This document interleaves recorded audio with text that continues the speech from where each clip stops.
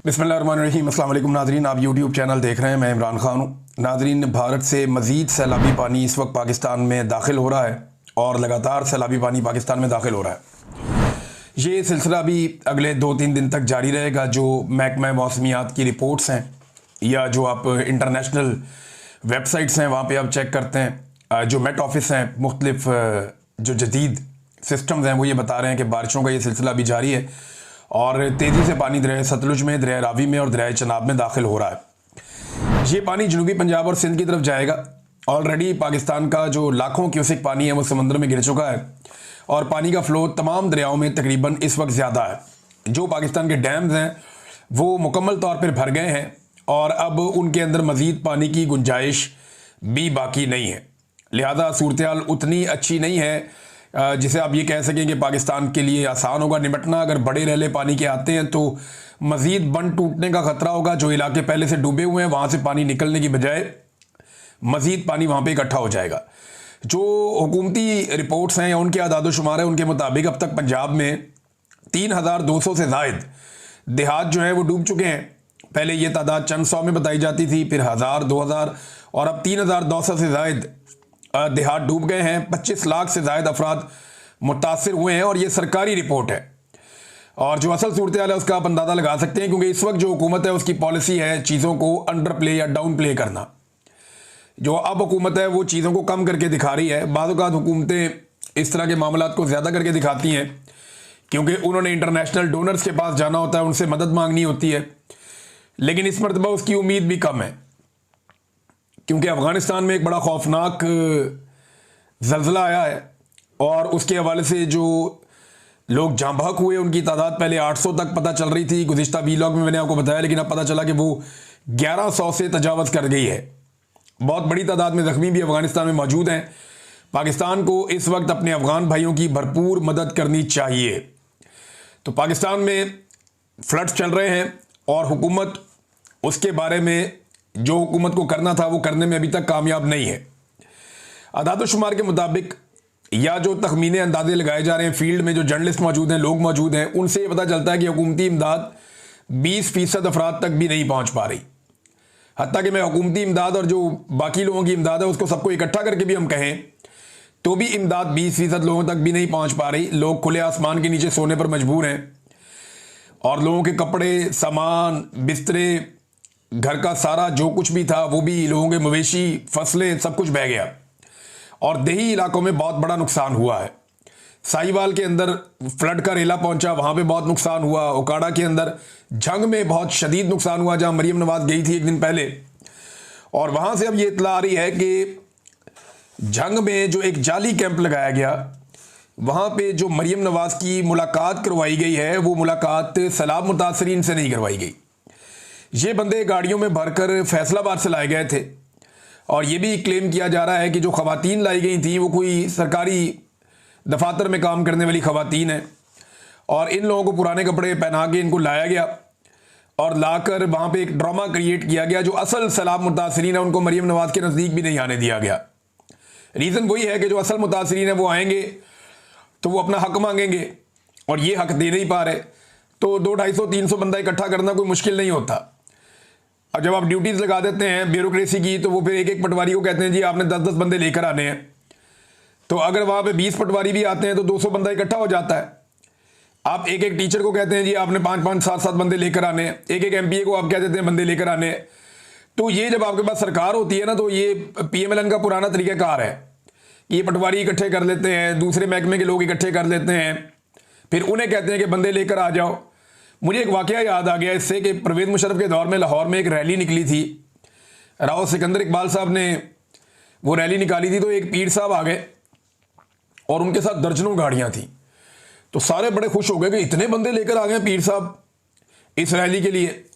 तो बाद में पता चला, वो जो बंदों से बात हुई तो वो बंदे बता रहे थे कि जनाब हमें तो लेकर आए, ये हज़रत अली अजमेरी रहमतुल्लाह अलैह का मज़ार है, वहाँ पर हाज़िरी देने के लिए गाँव से ये कहकर लाए हैं और बीच में रैली के शामिल कर दिया और बाद में ले जाके लंगर वंगर खिला के उनको वापस ले गए। तो ये इस तरह के रंगबाजियाँ होती रहती हैं पॉलिटिक्स के अंदर। ये रंगबाजियाँ की जा रही हैं और टिकटॉकड़ियाँ जो है वो इसी काम पे लगी हुई हैं। कोई और काम ना इनसे होता है ना ये करते हैं। सबसे ज़्यादा जो अफसोसनाक चीज़ है नाज़रीन, सैलाब मुतासरीन के साथ जो पुलिस का और इंतज़ामिया का रवैया है वो बड़ा हद तक अमेज़ है। बहुत बदतमीज़ी वाला रवैया है। ये गालियाँ दे देकर लोगों के घर खाली करवाते हैं, उन्हें डंडे मारते हैं, उन्हें खींचते हैं, उन्हें घसीटते हैं। बहुत सारे विजुअल्स और तस्वीर और ये चीज़ें आ चुकी हैं, इनकी ऑडियो और वीडियो तो मौजूद हैं, जिसमें सैलाब मुतासरीन जिनके बेचारों के घर बह गए हैं, जिनके सामान चला गया, मवेशी चले गए, फसलें बह गई और घर के अंदर जितना भी उनका ज़रूरियात ज़िंदगी का सामान था वो बर्बाद हो गया। साथ उनको डंडे भी मारते हैं, उनको घसीटते भी हैं, उनको गालियाँ भी देते हैं, उनको धमकियाँ भी लगाते हैं मुकदमात की। तो ब्यूरोक्रेसी भी ये कर रही है, पुलिस भी ये कर रही है। हाँ, टिकटॉक बनाने के लिए कहीं पे 4 बच्चे बिठा के उनके हाथ में किताब पकड़ा दी, किसी बच्चे को फुटबॉल दे दिया, किसी बच्चे के साथ बैठ के किसी डीसी ने या किसी एसी ने खाना खा लिया और ये किसी पुलिस वाले ने किसी बच्चे को गोद में उठा लिया। तो ये टिकटॉकनियाँ जो है उनको देख के सारे इसी काम पे लग गए हैं। अब मैं देख रहा था कि अब जो देहाती लोग हैं उन्होंने नया काम शुरू कर दिया। जहाँ पे भी कोई बंदा जाता है हुकूमत का और वो 2 नंबरी करने लगता है कि फलां का बच्चा गोद में उठा लिया और 2 नंबरी कर रहा है, तो वो देहाती भी अब उसकी वीडियो बना के लगाना शुरू हो गए। मेरी सैलाब मुतासरीन से गुजारिश है कि ये आपकी तौहीन कर रहे हैं, ये आपकी गुर्बत का मजाक उड़ा के, आपकी मजबूरियों का मजाक उड़ा के अपनी पब्लिसिटी कर रहे हैं। लिहाजा आप भी जवाब दें इनको, और जवाब देने का सबसे आसान तरीका है कि ये जो भी कर रहे हैं थोड़ा दूर खड़े होकर आप इनकी वीडियो बना लें, ये चीज़ों को बार बार रीटेक करते हैं। वो एक बाबा जी हैं, उनको 2 दफ़ा रेस्क्यू किया है, यानी एक दफ़ा इस एंगल से रेस्क्यू किया, दीवार के पास खड़े थे, उन्हें रेस्क्यू किया, बाहर निकाला, थोड़ी देर बाद एक और जगह थे, वही बाबा दोबारा रेस्क्यू हो रहा है, फिर उसको रेस्क्यू कर दिया। वो दोनों वीडियो मार्केट में आ गई। अब या तो ये बाबा को शौक था, बार बार पानी में छलांग मार देते थे कि मैंने रेस्क्यू कर लो, या फिर वही हो रहा है जो हर तरफ हम देख रहे हैं। बंदे हैं वो बाकायदा किनारे से जाते हैं पानी के अंदर, पहले फिर कैमरा ऑन होता है, फिर पानी के अंदर से बाहर आते हैं कोई ना कोई चीज़ उठा के। ये फ्रॉड हो रहा है और ये सब इसलिए हो रहा है कि जिसके हवाले सूबा किया गया हुआ है उसकी अपनी तरबियत ही है, वो टिकटॉकनियों की मालकन है और वो यही काम कर रही है और लगातार यही काम हो रहा है।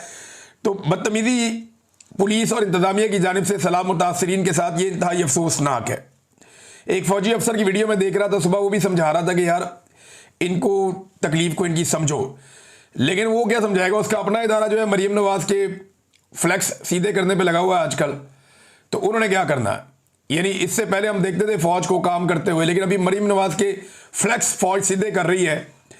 ये दिन भी फौज ने देखना था। मेरे बहुत सारे फौजी दोस्त हैं, वो बेचारे इसके ऊपर बड़े सीख पाए। मेरी उनसे बात हुई, मैंने कहा ये क्या है, उन्होंने कहा यार किधर लाके खड़ा कर दिया हमें, ये हमारा काम तो नहीं है ना, मरीम नवाज के फ्लैक्स हम सीधे कर रहे हैं, ये तो यूनिफॉर्म की तौहीन है, ज्यादती हो रही है।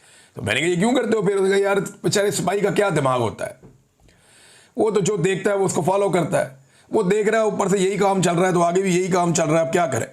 हालात इनके ये है कि इन्होंने जानवरों के चारे के ऊपर मरीम नवाज का फोटो लगा दिया, और भाई उधर किसी कट्टे बच्चे का लगाना था, किसी बच्ची का लगाना था, गाय भैंस का वहां पे आपने लगाना था फोटो कि ये चारा गाय भैंसों के लिए आया, उधर भी चुप के मरीम नवाज का फोटो लगा दिया।